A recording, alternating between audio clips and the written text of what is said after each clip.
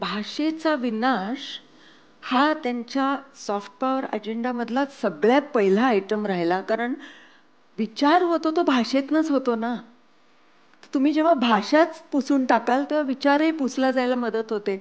असा त्याच्यामागे खूप मोठा प्लॅनिंग आहे, यात वाद नाही. पण मी नेहमी म्हणते की दुसरी बाजू बघायला पाहिजे. आपण का आपल्या मातृभाषेवर प्रेम करू शकत नाही? अनेक बॅकग्राऊंडची मुलं तुमच्याकडे येतात, यांना तुम्ही समान पातळीवर कसं आणता? कारण प्रत्येकाचा कल्चर कॉन्टेक्स्ट इथे वेगळा आहे. खेड्यातला आलेला मुलगा आणि पुण्यातला मुंबईतला मुलगा ही खरं तर दोन वेगळे देश असल्यासारखे वागतात.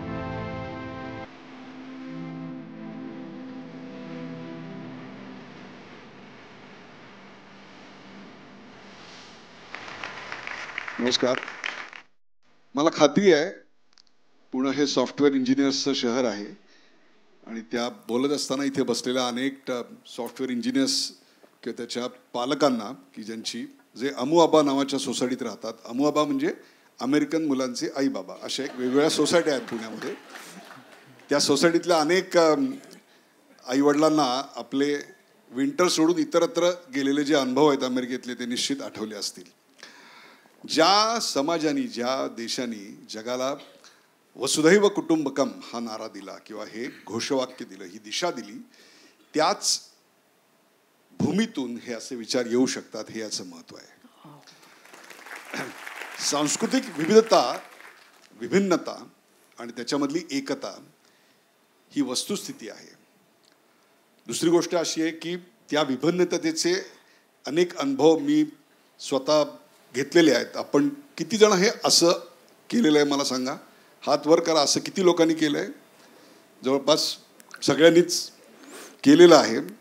हे जर एकदा वेस्ट आफ्रिकेत जाऊन करून बघा, त्याचा अर्थ अतिशय घाणेरडा आहे. ते लोक बदलून काढतील तुम्हाला ते झाल्यानंतर. हे मी अशा करता सांगतोय की ह्या छोट्या छोट्या गोष्टी असतात ज्याच्यातनं सांस्कृतिक मतभेद निर्माण होऊ शकतात. आपण अनेकदा कॉम्प्लिमेंट देताना एखाद्याला म्हणतो गुड फॉर यू. अमेरिका आणि इंग्लंडमध्ये त्याचा अर्थ तुझ्यासाठी हे चांगलं आहे असा होतो. परंतु हेच वाक्य जर तुम्ही जर्मनीत जाऊन बोललात तर याचा अर्थ तुझं वाटोळ झालेलं आहे आता, एवढं लक्षात ठेवा, असा असतो. या सगळ्या कल्चर विभिन्नता असतात आणि त्याच्यावरच प्रत्येकाला राहावं लागतं. आणि ही वस्तुस्थिती आणि याची ॲप्लिकॅबिलिटी जी आहे, याचं ज्ञान आहे, सेन्सिटिव्हिटी आहे, ही प्रत्येकामध्ये असली पाहिजे. याचं कारण आज कुणीही माणूस हा जगातल्या कुठल्याही इतर भागातल्या संस्कृतीपेक्षा हा विभिन्न नसतो. म्हणजे कसं असतं माहिती आहे का, प्रभात रोडच्या एका गल्लीची जी संस्कृती आहे ना ती दुसऱ्या गल्लीत नसते, तिथे वेगळी संस्कृती असते. त्यामुळे सुद्धा यांचं भाषण अतिशय महत्त्वाचं आहे असं मला वाटतं. आणि विशेषतः ज्या देशानं जगातलं सर्वोत्तम G20ची परिषद भरवली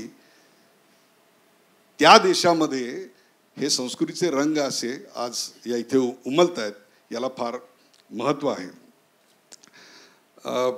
एक वेगळी लढाई सुरू आहे. आणि पूर्वी एखादा देश जिंकायला हातात तलवार घेऊन, नंतर तोफगोळे आणि बॉम्ब, नंतर केमिकल किंवा वेपन्स ऑफ मास डिस्ट्रक्शन घेऊन अलीकडच्या काळात लढावं लागायचं.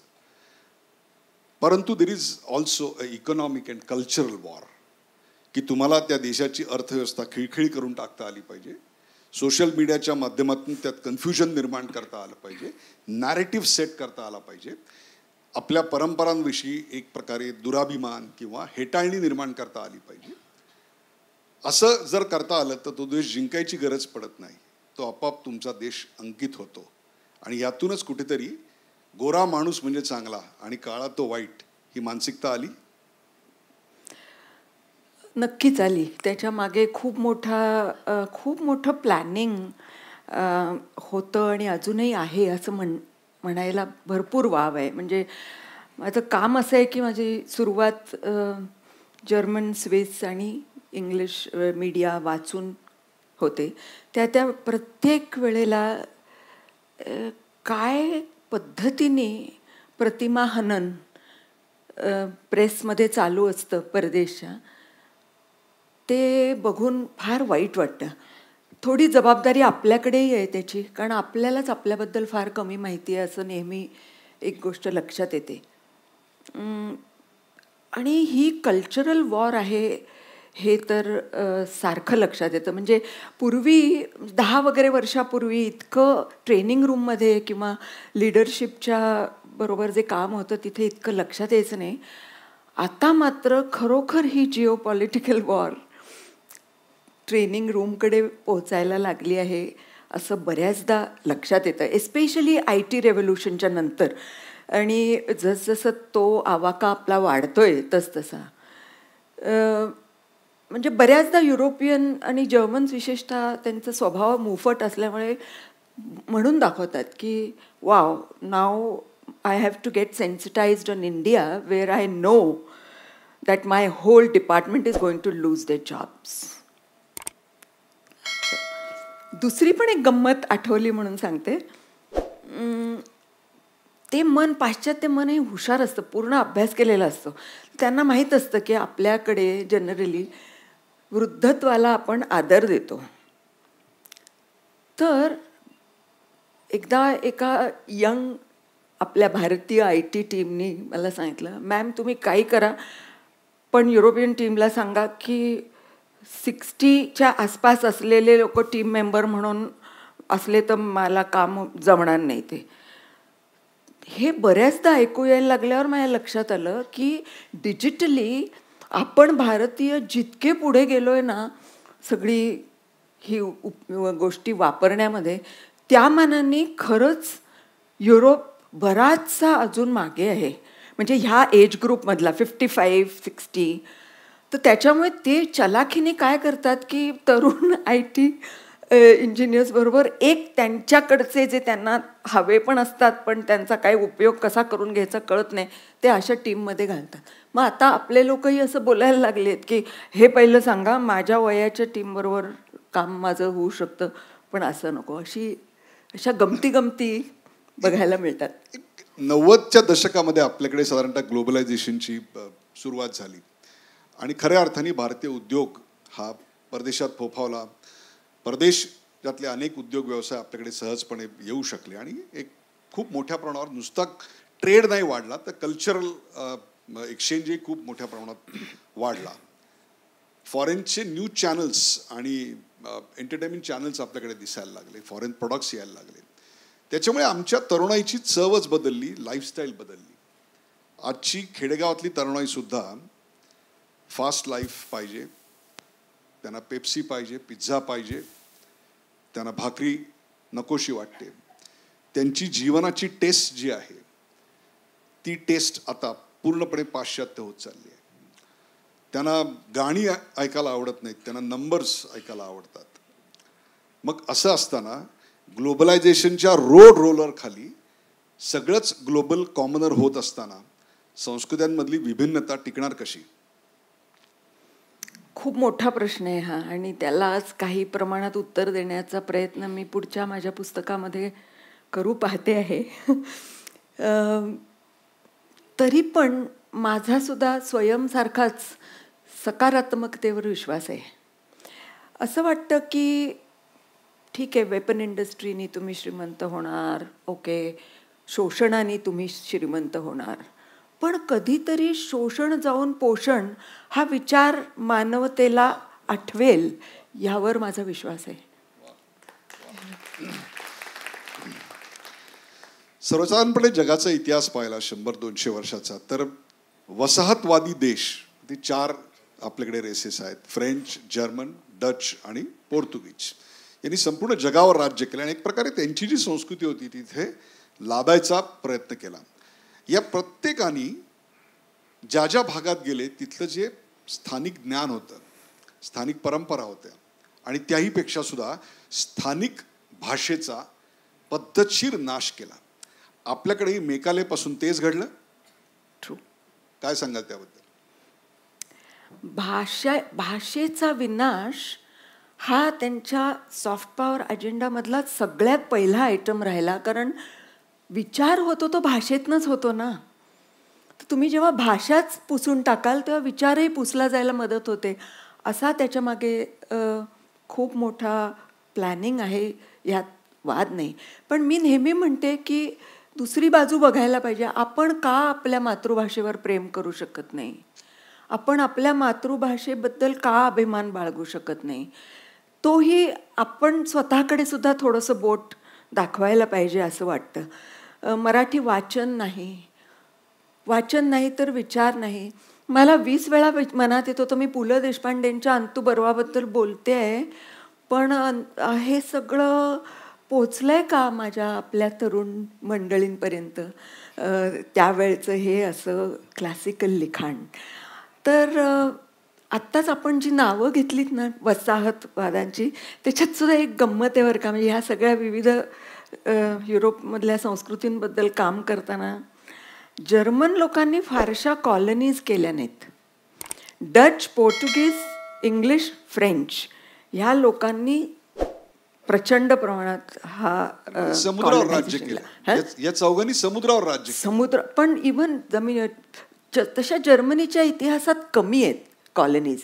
त्याच्यामुळे ना जर्मन मनाला एक तऱ्हेचा इन्फिरियॉरिटी कॉम्प्लेक्स होता, म्हणजे अजून सुद्धा आहे बऱ्याच प्रमाणामध्ये युरोपियन युनियनच्या बाबतीत, की अरे आपण काय केलं, काहीच केलं नाही. इनफॅक्ट ब्रिटिश सरकारने जर्मन लोक म्हणजे पद्धतशीर विचार करणारे, त्यांची सिस्टेमिक थिंकिंग त्याला तोड नाही, त्याचा उपयोग करून घेऊन आत्ता आपण ज्याला आउटसोर्सिंग म्हणतो ना, तसे जर्मन तज्ज्ञ 19व्या शतकात ब्रिटिश सरकारने हायर केले होते. ते इथे येऊन कारण त्यांना हा सगळा विस्तार आणि ही सगळी डायव्हर्सिटी कशी कंट्रोलमध्ये आणायची ह्याचं काही फारसं कळत नव्हतं. सो ते त्यांनी आउटसोर्स केलं होतं. आणि त्यामुळे बरेचसे जर्मन ॲग्रिकल्चरलिस्ट, फॉरेस्टमधले एक्सपर्ट, लाकडामधले एक्सपर्ट, हे सगळे आजसुद्धा आपल्याकडे जे काही आपल्या जंगलांचं आरेखन वगैरे मूळ आहे ते बरेचसं जर्मन लोकांनी केलेलं आहे, पण ते सुद्धा ब्रिटिश सरकारचे नोकर म्हणून.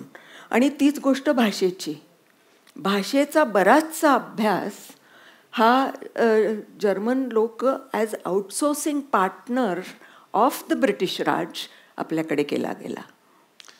एक तुम्हाला प्रेक्षक अनुभव सांगतो. एका कॉल सेंटरचा मी CEO असताना इंडिया पाकिस्तान यांची फायनल होणार अशा प्रकारचा सेमीफायनलचा निकाल लागला. त्याच्यानंतर बरोबर 10व्या मिनिटाला मला अमेरिकेतून आउटसोर्सिंग ज्या कंपनीने केलं होतं त्यांचा फोन आला आणि त्यांनी सांगितलं की ज्या शुक्रवारी ही मॅच आहे त्या दिवशी इन्श्युअर दॅट दी अटेंडन्स इज 99%. मला कळत नाही त्यांच्याकडे जर अशी एखादी मॅच असेल तर आपल्याला त्याची गंधवार्ता तरी असते का? विजेता अशा नावाची एक मानसिकता असते आणि गुलाम अशा नावाची एक मानसिकता असते.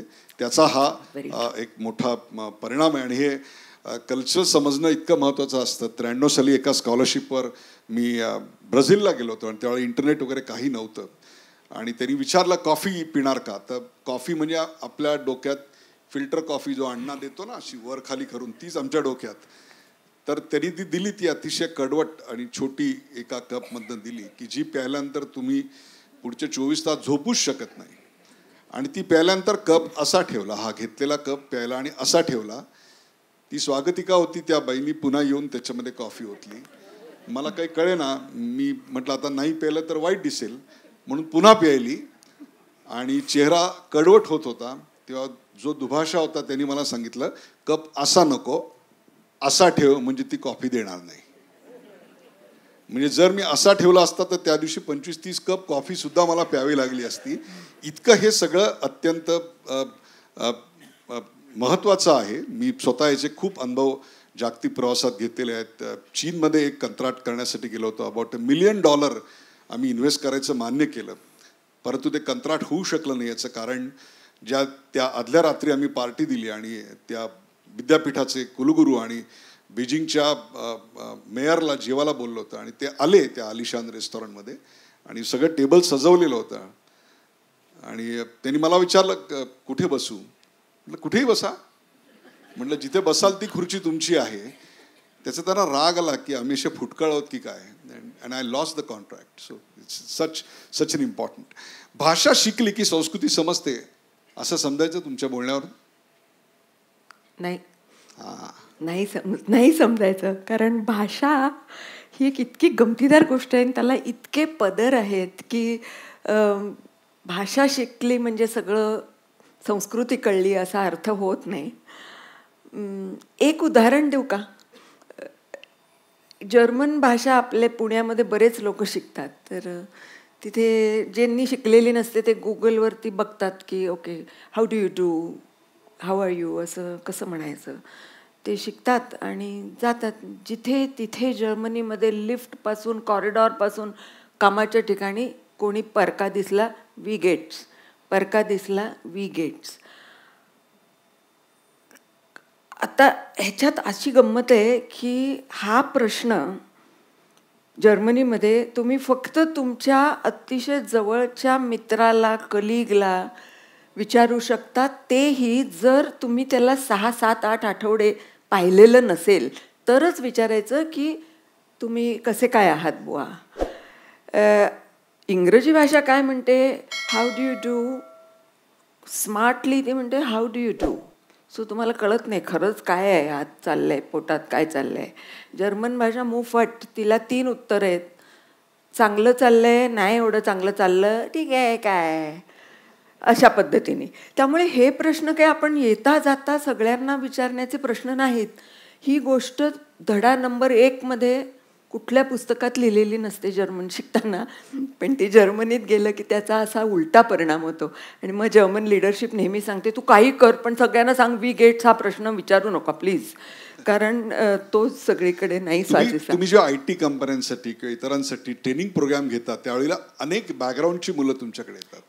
काही खेडेगावातनं शिकून IT इंजिनियर झाले असतात, काही पुण्या मुंबई मधून एका वेगळ्या ग्लोबल कल्चरमधनं आलेले असतात. ह्यांना तुम्ही समान पातळीवर कसं आणता? कारण प्रत्येकाचा कल्चरल कॉन्टेक्स्ट इथे वेगळा आहे. खेड्यातनं आलेला मुलगा आणि पुण्यातला मुंबईतला मुलगा हे खरं तर 2 वेगळे देश असल्यासारखे वागतात. Very true, very very true. आणि तो सध्या आपल्या IT ब्रँच पुढचा सगळ्यात मोठा चॅलेंज आहे.